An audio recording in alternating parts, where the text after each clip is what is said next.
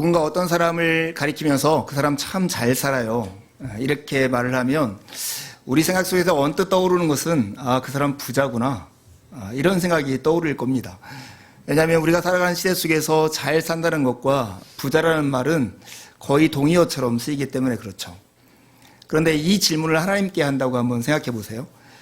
그 사람 잘 살고 있나요, 하나님? 이렇게 물으면 하나님께서는 그가 부자니까 잘 산다, 이렇게 말하지는 않으실 거예요. 하나님은 이렇게 답하실 것 같아요. 그가 예수님의 모습처럼 살고 있기 때문에 그는 참 잘 살고 있어, 이렇게 말씀하실 거라고 생각합니다. 여러분, 그 예수님처럼 살아간다는 삶이 무엇일까, 이런 질문들을 해보셨습니까? 근데 오늘 본문은 정말 예수님처럼 살아가는 삶이 무엇인가를 참 잘 보여주는, 나타내주는 본문 같아요.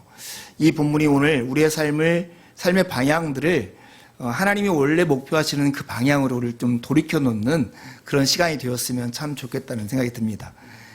지난주 우리가 나눈 말씀에서 예수님께서 갈릴리 호수를 지나다가 풍랑을 만나셨잖아요. 그리고 그 풍랑을 잠잠케 하신 다음에 이르는 곳이 거라사라고 하는 지방입니다. 이 갈릴리 호수는 제법 큰 호수인데요. 그 호수의 북쪽과 이 서쪽 부분은, 이 부분은 갈릴리라고 하는 유대인들이 거주하는 땅입니다. 그런데 이 남쪽과 동쪽 이 지역은 이쪽 그 동쪽으로는 골란고원이라고 하는 지역이 있는 데고요. 이 남쪽으로는 데가볼리라고 하는 10개의 도시가 묶여 있는 그 지역입니다. 근데 이 지역은 대부분 다 이방인이 사는 동네예요.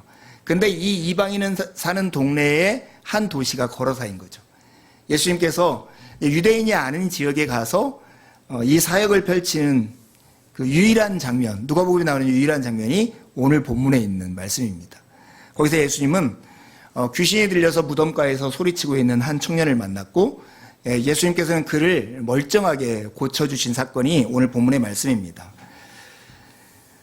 제자들은 그 풍랑 있는 바다 가운데 예수님께서 풍랑을 잠잠하게 하자 던졌던 질문이 있죠. 이분이 누구이신가? 자기들이 모든 걸 버리고 예수님을 따랐음에도 예수님이 정작 누구인가, 이렇게 질문을 했었습니다. 그런데 오늘 뜻밖의 이 귀신 들렸던 사람이 예수님을 향해서 부르짖는 이 외침이 그 제자들의 질문에 대한 답 같습니다. 지극히 높으신 하나님의 아들 예수여, 그가 누구이시기에, 이렇게 질문한 제자들의 질문에 마치 이 귀신이 지극히 높으신 하나님의 아들 예수라고 답하는 것 같지 않습니까? 야고보서 2장 19절에 보면 그대는 하나님께서 한 분이심을 믿고 있습니다. 잘하는 일입니다. 그런데 귀신들도 그것을 믿고 떱니다. 이것은 누구나 다 아는 사실이라 하는 것이죠. 그래서 오늘 우리는 예수님이 누구인가에 대해서가 주목하는 게 아니라 예수님께서 그 능력을 가지고 어떤 일을 행하시는데 주목하려고 합니다. 예수님은 지극히 높으신 하나님의 아들이심에도 낮고 천한 무리를 향해서 국률한 마음으로 대하시고 그들을 다가가 그들을 구원하시는 분이십니다. 오늘 본문에 그 장면이 잘 나타나 있습니다. 거라사인의 땅으로 가신 주님은 구원이 필요한 한 사람에 다가가셔서 그가 자신의 전 인격으로, 전 존재로 예수님께 응답하시기를 바라시면서 그에게 말을 거셨습니다. 이 사실이 사실은 우리가 살아가는 이 시대적 상황과 이렇게 견주어서 보면 참 의미 있게 다가오는 말씀입니다. 왜냐하면 우리가 살아가는 시대는 자기 증명이 필요한 시대입니다. 그래서 무엇인가 스펙이나 이력으로 이렇게 표현되는 내가 누구야 라고 하는 것을 증명해야만 그 연봉으로서 나의 가치를 평가해 주는 시대 가운데 우리가 살고 있습니다. 그러다 보니 두 가지가 없는 것 같아요. 한 가지는 다시 시작할 수 있는 기회가 없는 것 같아요. 한번 쌓여있는 이력, 자기에게 주어진 스펙은 평생 동안 마치 연좌제처럼 자기를 따라다녀서 자기의 삶의 굴레를 벗어나기가 굉장히 어려운 시대, 흔한 말로 계층 간의 사다리가 무너져버린 이런 시대를 우리가 살고 있다는 생각이 듭니다. 두 번째 없는 것이 더 중요한데 저는 이렇다고 생각합니다. 스펙이나 이력으로 어떤 사람을 표현하다 보니까 그 사람만이 가지고 있는 신비감, 인간다운 냄새, 인간으로서 가지고 있는 그 영광들을 우리가 볼 수 없는 시대 가운데 살고 있구나 하는 생각이 듭니다. 사람은 그가 연봉이나 숫자로 표현할 수 있는 것보다 훨씬 더 큰 존재이고 귀하고 소중한 존재이기 때문입니다. 이러한 생각들은 우리의 믿음에도 이렇게 침투해 들어오는 것 같아요. 그래서 내가 세상에서 평가를 그렇게 그럴듯하게 받지 못하면 마치 하나님께서 나를 그런 존재로 볼 것 같아요. 하나님이 나 같은 존재에게 관심이 있을까? 하나님은 나 같은 사람을 사랑하실까? 그리고 하나님을 믿는다는 사람들의 모임인 공동체인 이 교회 안에 와서도 서로가 서로를 향해서 그렇게 보는 거죠. 세상에서 보는 것처럼 내가 이 모양이면 저 사람은 나를 별로 존중하지 않을지 모르는데, 이런 마음이 우리 안에 스물스물 이렇게 스며드는 것이 우리 시대인 것 같아요. 그러기에 오늘 우리는 정말로 잘 기억해야 할 것이 이것입니다. 지금 주님께서 낮고 천한 한 사람에게 긍휼한 마음을 품으시고 다가가 그를 구원하시고 있다는 거예요. 예수님의 마음이 머무는 것은 그분이 지극히 높으신 하나님의 아들이심에도 불구하고 그분의 관심은 궁전이나 부한 자들에게 있는 게 아니라 낮고 천한 긍휼함이 필요한 사람에게 가 있다는 사실입니다. 그분을 따르는 제자들 우리의 마음도 어디를 향하고 어디에 가 있어야 할까를 우리에게 분명하게 보여줍니다. 우리가 이렇게 조금 긍휼이 필요하고 조금 모자라고 부족한 사람이어도 저는 괜찮다고 생각합니다. 왜냐하면 하나님은 우리를 지금 이대로의 모습으로 평가하는 게 아니라 당신의 손에 맡겨져 있는 우리 인생을 마치 농사 짓듯 우리를 일구어서 가을의 결실을 맺듯 우리를 온전케 만들기 때문에 그렇습니다. 여러분, 우리가 다 아는 그 시 중에 그 대추 한 알이라고 하는 시가 있잖아요. 이 장석주 시인이 쓴 시인데, 장석주 시인이 1955년생이시더라고요. 그러니까 그 전후 세대로서 고생을 많이 하고 자랐던 그런 세대 아니에요? 어쩌면 이분에게도 이런 삶의 자기의 경험 속에서 이런 시가 나왔을 수 있겠다는 생각이 들어요. 대추를 보면서 저게 저절로 붉어질 리가 없다. 저 안에 태풍 몇 개, 천둥 몇 개, 벼락 몇 개. 저게 저 혼자 둥그러질 리가 없다. 저 안에 무소리 내리는 몇 밤, 땡볕 두어 달, 초승달 몇 달. 그러니까 대추 한 알이 붉어지고 둥그러지는 이 과정 속에서 수많은 고난과 어려움들을 통해서 이렇게 빚어졌다라고 하는 그런 시 아니에요? 우리도 사실은 그렇죠. 한 사람이 인격으로 빚어지기 위해서는 정말로 어렵고 힘든 시간들을 잘 견뎌내가면서 여물어지고 단단해지는 것이 한 사람의 인격이고 삶인 것 같아요. 신앙은 더더욱이 그렇습니다. 하나님이 우리를 빚으실 때 우리를 때로는 고난의 현장, 역경의 현장, 우리가 우리의 힘으로 도저히 넘어설 수 없을 것 같다는 그런 자리에 우리를 가끔 두시죠. 그걸 통해서 우리를 단단하게 하시고 우리 안에 하나님이 주신 새 생명이 이렇게 작용할 수 있도록 기회와 여건을 주십니다. 그리고 우리가 하나님께 매달려 있는 우리의 믿음이 실제가 되도록 우리를 붙드십니다. 그렇기 때문에 하나님의 목표와 우리의 현실 사이에는 늘 간격이 있기 마련입니다. 이 간격이라는 것은 우리에게 인내를 요구하고 믿음을 요구합니다. 하나님은 나의 지금 이런 처지와 관계없이 우리를 긍휼히 여기시고 우리를 그렇게 빚어가고 있다는 이 믿음과 그 믿음을 붙들고 인내하는 마음이 없이는 이곳에 이르기 어려운 것입니다. 우리가 하나님의 손에 의해 지금 연걸어가고 있다 하는 믿음이 우리 마음 가운데 깊이 새겨지길 바랍니다. 오늘 이 말씀은 우리에게 이런 믿음을 굳건하게 하는 매우 중요한 말씀입니다. 하나님의 아들이신 예수께서 만나주신 한 사람의 얘기가 오늘 본문에 나옵니다. 먼저 예수님은 당신의 눈으로 긍휼이 필요한 한 사람을 보십니다. 예수님께서 이 바다 가운데서 풍랑을 만났던 것처럼 거라사라는 지역에 딱 도착했을 때 그 지역에서 인간 폭풍을 만납니다. 무덤 사이에서 날뛰면서 자기를 묶고 있던 쇠사랑까지 끊어버리는 한 사람. 그 사람의 실제를 보면 귀신들에 의해서 파괴되고 고립되어 비인간화되어 있는 한 이방인이었습니다. 사람들은 그를 어떻게 했냐면 그를 무덤 사이에 격리하고 쇠사랑 같은 걸로 묶어서 거기를 빠져나오지 못하도록 했습니다. 이것이 무력하고 힘이 없고 소외된 어떤 사람에 대한 이 사회의 처분과 크게 다르지 않을 것입니다. 한마디로 하면 이 귀신 들린 이 사람은 살아있다고 하지만 실제는 죽은 것이나 다름없는 그런 존재였습니다. 그런데 예수님은 이 사람을 다르게 보십니다. 예수님은 장소적으로 보면 이 갈릴리 맞은편 거라사라는 지역까지 가십니다. 시간적으로 보면 이미 그 일을 행하십니다. 대가로 보면 많은 도의대의 희생을 감수하면서 그를 구원하십니다. 여러분, 갈릴리 바다를 지나면서 풍랑을 만나서 예수님께서 그곳에 가서 이 본문의 내용으로만 보면 예수님께서 거라사 지역에서 하신 유일한 일은 이 귀신 들린 한 사람을 회복해서 구원하신 일밖에 없습니다. 사람들은 격리해서 수용하려고 했던 이 사람을 예수님은 찾아가서 그를 구원하신 분이십니다. 귀신이 이렇게 말을 하죠. 예수를 보고 부르짖으며 그 앞에 엎드려 큰 소리로 불러 이르되 지극히 높으신 하나님의 아들 예수여, 당신이 나와 무슨 상관이 있나이까? 이 사람 안에 있는 귀신의 울부짖음 아닙니까? 내가 구하오니 나를 괴롭게 하지 마옵소서. 근데 이 귀신의 이런 외침은 먼저 예수님께서 하신 명령 때문에 생긴 것이었습니다. 그게 29절입니다. 이는 예수께서 이미 더러운 귀신을 명하사 그 사람에게서 나오라 하셨습니다.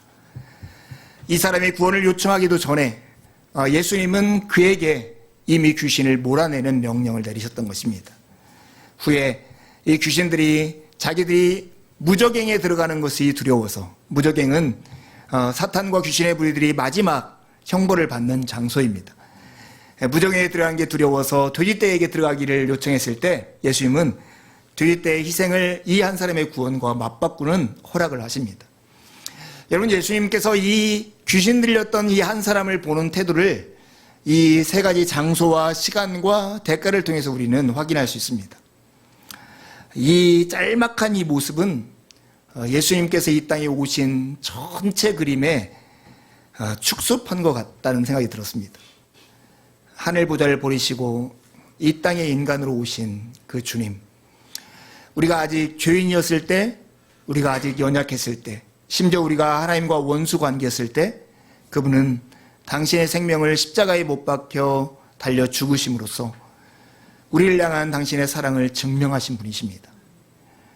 하나님은 우리의 모자람과 못남과 우리의 수치와 좌절과 실패를 정죄하시는 분이 아니라 오히려 우리 가운데 찾아와 우리를 회복하시고 우리를 일으켜서 작은 예수 그리스도가 되게 하는 그런 긍휼의 아버지이십니다. 예수님은 눈으로 그 사람을 이렇게 보았다면 손으로 그를 구원하기 위해서 큰 일을 행하십니다. 귀신을 떠나라고 명령하시고 그를 온전하게 회복하는 그 일을 행하십니다. 오늘 본문 속에서 예수님이 행하신 일이 얼마나 큰가를 보려면 그 사람이 구원받기 전과 구원받은 후의 모습을 대조해 보면 알 수 있습니다. 그는 구원받기 전에 무덤 사이에 거했습니다. 그러나 주님의 구원을 얻은 후에는, 주님을 만난 후에는 집으로 돌아가게 됩니다. 주님을 만나기 전에 그는 오랫동안 옷을 입고 살지 않았습니다. 그러나 주님을 만난 후에 그는 옷을 입고 정신이 온전하여 살게 됩니다. 주님을 만나기 전에 그는 귀신에 몰려 광야를 떠도는 사람이었지만 예수님을 만난 후에는 예수님의 발 앞에 앉아서 예수님의 말을 듣는 자가 되었습니다. 주님을 만나기 전에 그는 당신이 나와 무슨 상관이 있나이까 소리쳤던 사람인데 주님을 만난 후에 그는 주님과 함께 있기를 구하는 사람이 되었습니다. 예수님께서 우리에게 이루시는 이 구원의 놀라움이 여기 있습니다. 단순히 우리로 하여금 악과 고난으로부터 구출하는 것 그 이상을 우리에게 해주시는 분이 예수 그리스도입니다. 그분은 우리의 삶을 새롭게 하십니다. 우리의 관계를 회복케 하십니다. 이 사람의 삶을 보면 그는 예수님과의 관계가 회복되었고 가족과의 관계도 회복되었고 자기 자신과의 관계도 회복된 사람이 된 것입니다. 이게 주님의 구원이고 이게 주님의 영광입니다. 제가 합창을 좋아하는데요. 30대 초반쯤에 남성 합창단에 들어가서 한 몇 년 동안 활동한 적이 있습니다. 성악을 전공하신 분이 몇 명 있었지만 대부분 아마추어들이 모여 있었습니다. 봉사활동을 자주 갔는데 어느 한날은 소년원에 우리가 합창을 하러 갔습니다. 소년원에 들어가 봤더니 그냥 학교하고 거의 똑같더라고요. 교실처럼 이렇게 되어 있고 아이들이 그 교실에 빼곡하게 앉아 있는 상태에서 그 교단 선생님들이 가르치는 그곳에 한 30여 명이 이렇게 서가지고 이렇게 찬양, 노래, 가곡 이런 것들을 하게 되었습니다. 그런 중에 우리 중에 한 명의 솔리스트가 노래를 하게 되었는데 그 노래가 바로 그 생명의 양식이라고 하는 노래입니다. 혹시 아십니까? 생명의 양식을 하늘의 만나를 마음이 빈 자들에게 내리워 주소서, 이렇게 부르는 정말 아름다운 곡인데요. 와, 그 곡을 하는데 그걸 듣고 있던 아이들은 맹숭맹숭한데 그 뒤에서 합창단을 왔던 아버지들은 펑펑 울었습니다. 특히 저처럼 젊은 사람이 아니라 여기에 있는 아이들 같은 자녀를 둔 부모 세대들. 이 노랫소리하고 울음소리가 거의 비슷할 정도로 막 울음이 터져 나오는 걸 봤어요. 그 장면이 저에게는 되게 인상적이었고 왜 그랬을까 이런 생각이 들었더니 그 아버지들에게는 이 아이들이 남 같지 않고 내 자식 것 같을 거다 하는 그런 생각이 들었습니다. 저는 이런 생각을 합니다. 우리가 평상시 고통 없이 어려움 없이 살 때는 그냥 내가 멀쩡하고 내 힘과 내 의지로 뭔가를 할 수 있다고 생각하다가도 누구에게나 닥칠 수 있는 그런 상황과 여건이 됐을 때 자기의 절망 앞에 누구나 무너지듯 그런 현실을 공감하는 사람들에게는 그런 마음이 누구에나 일 수 있구나 하는 생각이 들었습니다. 사랑하는 여러분, 우리 모두에게는 우리를 구원하기 위해서 일하시는 주님의 그 일하심이 필요한 존재들입니다. 그때 그 합창단의 노래에 울었던 그 아버지들처럼 우리 모두가 울 수밖에 없는 처지에 있는 자들인데 주님은 우리의 울음을 멈추게 하고 우리로 하여금 주님의 기쁨을 선사해 주시는 그런 분이십니다. 예수님은 긍휼이 필요한 이 사람을 이렇게 보셨을 뿐만 아니라 큰 일을 행하여서 그를 구원하셨습니다. 그런 후에 주님은 당신의 의지로 이 한 사람을 당신의 이 복되고 거룩한 일에 동참하게 하셨습니다. 귀신 들렸던 사람이 예수님과 함께 있기를 원했지만 주님은 그에게 그 사람만이 할 수 있는 사명을 주어서 집으로 돌려보냈습니다. 그것은 예수님께서 그 사람을 위해서 행한 그 큰 일을 집 사람들에게 전해주는 것이었습니다. 여러분, 이것이 바로 예수님의 일이었습니다. 하늘보다를 버리고 이 땅에 오셔서 우리를 구원하기 위해서 행하셨던 그 일을 하나님의 그 은혜를 입어서 회복한 사람으로 하여금 그 회복이 필요한 사람들에게 동일하게 하는 예수님의 그 거룩한 일에 동참하게 하는 것이었습니다. 여러분, 이런 얘기 있잖아요. 사람이 누구인가로부터 무조건적인 사랑을 받으면 그 사람은 나는 귀한 사람이구나 하는 자존감이 생긴다고 그래요. 그러나 내가 삶의 의미를 늘 느끼며 살기 위해서 필요한 것은 무조건적인 사랑을 누구인가 줄 때 그렇다는 거예요. 왜 고생하면서 자식을 키웁니까? 왜 힘들면서 반려동물을 키울까요? 왜 봉사활동을 하면서 자기 돈과 시간을 들이면서 왜 사람들은 만족과 기쁨을 누릴까요? 다 이런 거죠. 무조건적인 사랑을 누구인가 줄 때, 그때 어떠한 사람은 삶의 의미를 느낀다는 것입니다. 예수님은 이 한 사람, 회복해서 구원을 받은 사람에게 그저 안온하게 자기와 함께 머물러 있는 그 삶 이상을 그에게 허락해 주십니다. 그것은 예수 그리스도께서 우리를 위해서 행하신 그 거룩하고 복되고 영광스러운 일에 그를 참여시키는 그런 일이었습니다. 지극히 높으신 하나님의 아들이신 예수님은 지극히 작은 한 사람을 불쌍히 여기고 큰 일을 행하여 그를 구원하실 뿐만 아니라 그로 하여금 기쁜 소식을 전하는, 즉 당신의 거룩한 일에 참여하여 그 영광과 기쁨을 누리고 나누는 일에 동참하게 하셨습니다. 여러분, 이것이 얼마나 복되고 영광스러운 일인지 모르겠습니다. 우리가 경험한 예수 그리스도의 복을 누구인가 소개해주고 그로 하여금 누리게 하는 일보다 더 기쁜 일은 없을 거라고 생각합니다. 마치 이 성경은 예수 그리스도라는 악보와 같습니다. 그리고 우리의 삶은 이 악보를 우리라는 인생이라는 악기를 가지고 연주하는 것과 비슷합니다. 주님은 이 사람에게 너에게 네가 경험한 나를 이 세상과 이웃들에게 좀 연주해줘라. 그래서 알게 해줘라. 이렇게 부탁하신 것입니다. 예수님의 이 거룩한 일, 지극히 작은 한 사람을 가서 긍휼히 보시고 큰 일을 행하여 그를 구원하고 그로 하여금 당신의 거룩한 일에 동참하도록 하신 그 일이 주님이 우리를 향해 가지고 있는 삶의 목표입니다. 여러분, 이 과정은 생각보다 길고 험난한 과정일 수 있습니다. 그러나 하나님은 이 목표를 절대 버리지 않습니다. 우리보다 앞서가신 주님은 우리에게 이렇게 말씀하셨습니다. 누구든지 나를 따라오려거든 자기를 부인하고 자기 십자가를 지고 나를 따라오라. 예수님을 따라가면 이르게 되는 그 목적지가 어디일까요? 그 목적지를 한마디로 하면 하늘 아버지의 온전함 같이 우리도 온전해지는 것입니다. 에베소의 표현을 빌려면 예수 그리스도를 아는 것과 믿는 것이 하나가 되는 온전한 사람이 되는 것입니다. 여러분, 그곳을 향해서 나아가고 있습니까? 그곳을 향해서 우리가 진행되고 있을까요? 지난 주일에 우리 오늘 못 왔는데 연하님의 명언이 이렇게 터져 나왔습니다.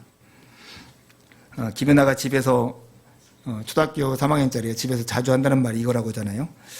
어릴 때는 밥만 잘 먹어도 칭찬을 많이 받았는데 지금은 뭘 해도 칭찬해주지 않는다고 엄마한테 늘 이렇게 투정한다는 거예요. 진짜 아영이나 희마 이런 아이들이 보면 막 걷는 것만 보도 막 박수를 치고 뭔가 아빠 엄마 한마디 하는 것도 막 기뻐가지고 하다가 애들이 크면 뭐 웬만큼 잘해서는 칭찬이 안 되고 맨날 꾸지람하고 그러잖아요. 초등학교 3학년쯤 되니까 이제 연아가 그런 말을 하기 시작했나 봐요. 근데 연아는 이해하지 못하지만 부모는 이해하잖아요. 왜 그러는 줄. 이 조지 맥도날드라고 하는 분이 이렇게 얘기했어요.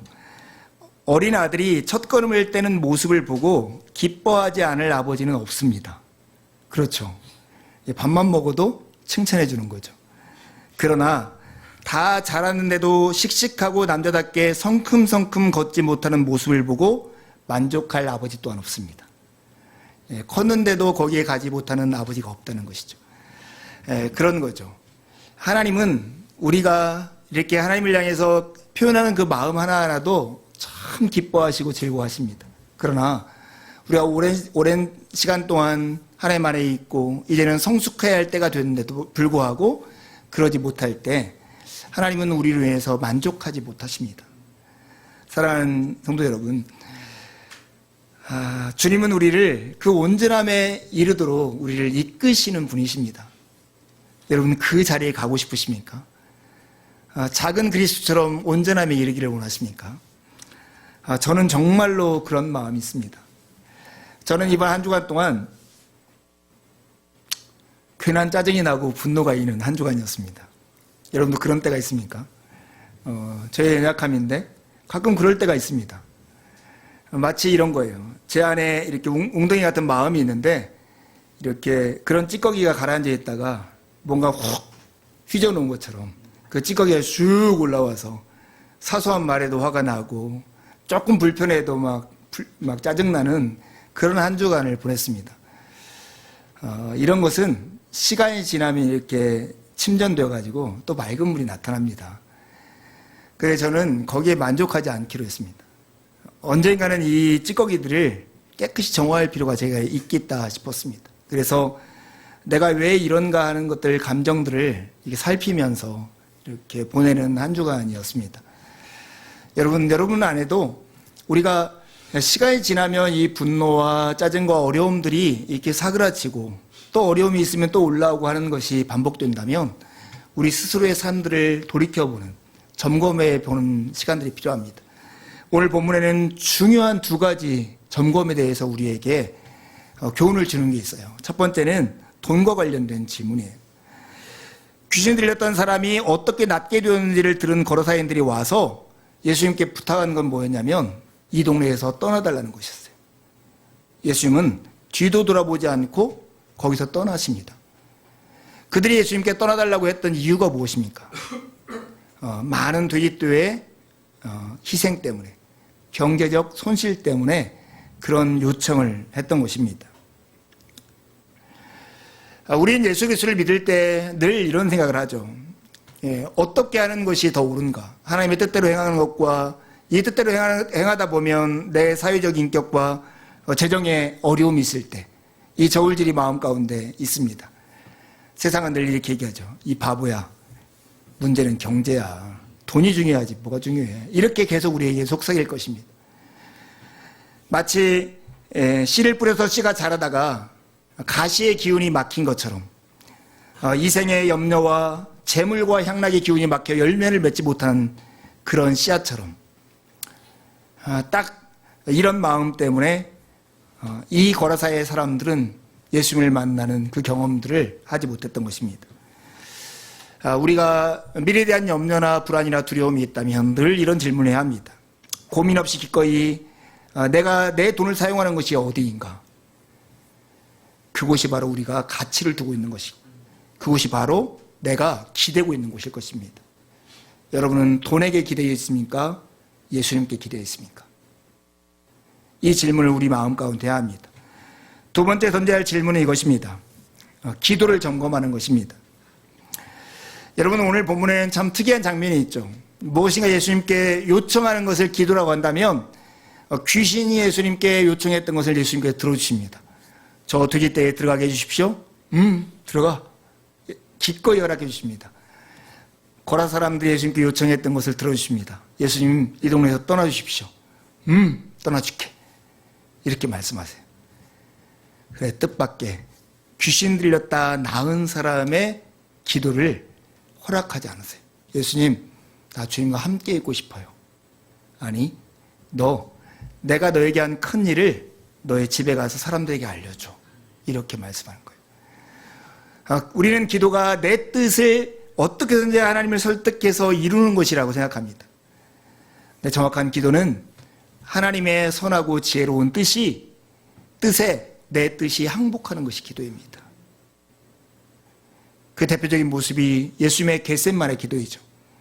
하나님, 할 수만 있거든 이 고난의 잔을 내게서 옮겨주십시오. 그러나 내 뜻대로 마옵시고 아버지의 뜻대로 하옵소서. 이것이 바로 기도입니다. 기도는 주님께 우리의 사정을 아뢰고 주님의 뜻을 기다리는 것입니다. 우리는 흔하게 우리가 우리의 뜻대로 이루어지면 행복하고 가장 지혜로울 거라고 생각합니다. 과연 그럴까? 저는 이 생각할 때마다 떠오르는 우픈 현실이 하나 있습니다. 동갑내기 목사님이 한 분이 있는데 고향이 광주 비행장 근처였습니다. 한국전쟁이 펼쳐질 때 북한에서 와서 막 폭격을 하는데 그때 이 목사님의 아버지가 초등학생이었대요. 비행기가 날아와서 폭격하는 것이 어린이들 마음속에서는 어제 했던 불꽃축제처럼 느껴진 거예요. 그래서 친구들이 너나 없이 막 그 비행장 담을 넘어가지고 그곳에 갔다고 합니다. 근데 이 친구의 아버지만 키가 제일 작아서 그 담을 못 넘은 거예요. 그리고 담을 넘어서 비행장 안에 들어갔던 친구들은 다 죽었다고 합니다. 저는 이 일을 이 목사님이 저에게 몇 번 해줬는데 들을 때마다 참 우프다 하는 생각이 듭니다. 우리는 무엇인가 내 뜻이 이루어지면 내가 행복하고 좋을 거라고 생각하는 그런 기대를 가지고 있습니다. 그런데 때로는 우리의 뜻이 이루어지는 것이 우리를 멸망으로 이끌 수도 있다는 것을 우리가 주의해야 하는 것입니다. 오늘 귀신의 요청이, 고라 사람들의 요청이 허락된 것이 그들의 복이 아니라 그들의 화였던 것처럼, 오히려 귀신 들렸다 나은 사람의 간구가 거절된 것이 그 사람에게 복이었던 것처럼, 우리 하나님 앞에 기도하는 자리에서 무엇이 복인가? 내 뜻이 이루어지기를 원하는가? 하나님의 뜻이 이루어지기를 원하는가를 질문해야 합니다. 기도 응답이 되지 않을 때 여러분은 어떻게 반응하십니까? 이 질문을 우리 마음속에 점검할 때 우리는 예수 그리스도를 닮아가는 온전한 삶으로 한 걸음씩 나아갈 수 있습니다. 제가 어제 책을 읽다가 잊어버릴까 봐 아내한테 카톡에다 적어가지고 저한테 보내달라는 말이 있습니다. 엘리자베스 엘리엇이 한 얘기입니다. 한번 따라서 해보실래요? 하나님의 주권을 신뢰하고 그의 선하심과 지혜를 의심하지 마십시오. 여러분 자신을 신뢰하는 대신에 하나님의 주권을 신뢰하십시오. 여러분의 지혜와 의를 신뢰하는 대신에 하나님의 선하심과 지혜를 신뢰하십시오. 그분의 뜻이 이루어지는 것이 우리의 삶에 가장 복된 것입니다. 그리스도인으로서 우리는 예수라는 위대한 악보를 삶으로 연주해 이웃들에게 들려주는 사람들입니다. 그러니 주님께서 우리에게 하신 것처럼 이번 주 사는 동안 여러분 곁에 있는 한 사람에게 그렇게 행하십시오. 그래서 주님의 아름다움을 맛보게 하는 그런 사람으로서 한 주를 사시기를 간절히 바랍니다. 함께 기도하시겠습니다.